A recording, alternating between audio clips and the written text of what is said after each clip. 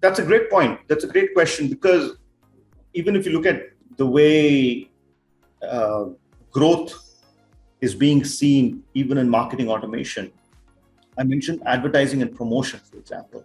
As much as you talk about advertising and promotion, when you talk about marketing automation, that growth is in the single digit. Yeah.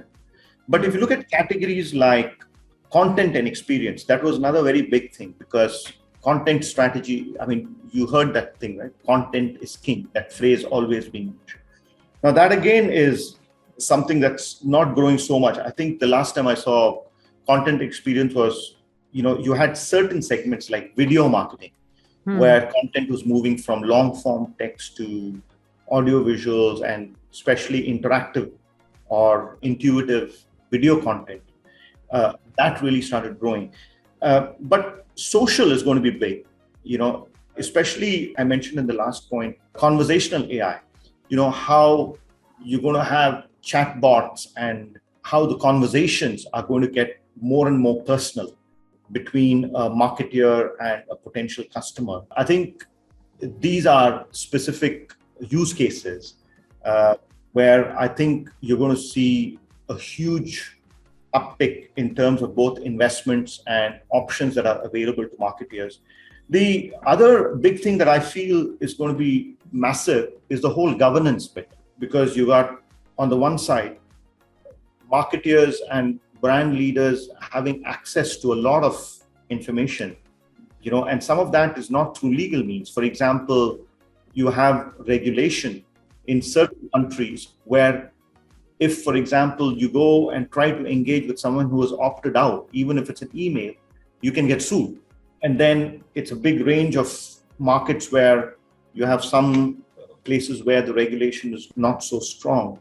So what's going to happen is you're also having a lot of technologies, marketing automation technologies, that are coming in this area of helping marketeers leverage the power of AI and tech, but be on the safe side of regulations.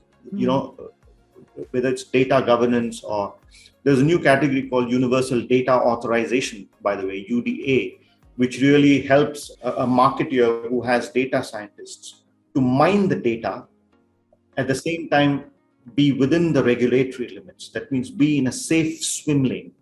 So that area around, in the broad category of data, the area of governance, cybersecurity, etc., is again getting into a big investment phase. So I would bet on things like, interactive content, which will be very big. How, like I mentioned, GPS became big, not just because the commoditization of GPS as a technology, but also the ecosystem around it that enable data to get compressed and for you to get that seamless access. So content will continue to be big, but probably more around video content, intuitive, interactive content. Definitely conversational AI marketing, how you leverage chat platforms, especially post-pandemic. You have a lot of even business conversation that move to WhatsApp, for example. And every brand is thinking, there are, I think, around 30 odd chat platforms around, platforms like WhatsApp and Instagram being right up there. I think WhatsApp has something like 2.5 billion users. So every marketer is thinking, how am I going to make use of that base of 2.5 billion people who are spending a lot of time on their chat platforms? So conversational AI, I think, is going to be massive, at least in the next 2 to 5 years. Yeah, and then cybersecurity, compliance, regulatory aspects, which are the control functions, will definitely be a big area where marketing spend.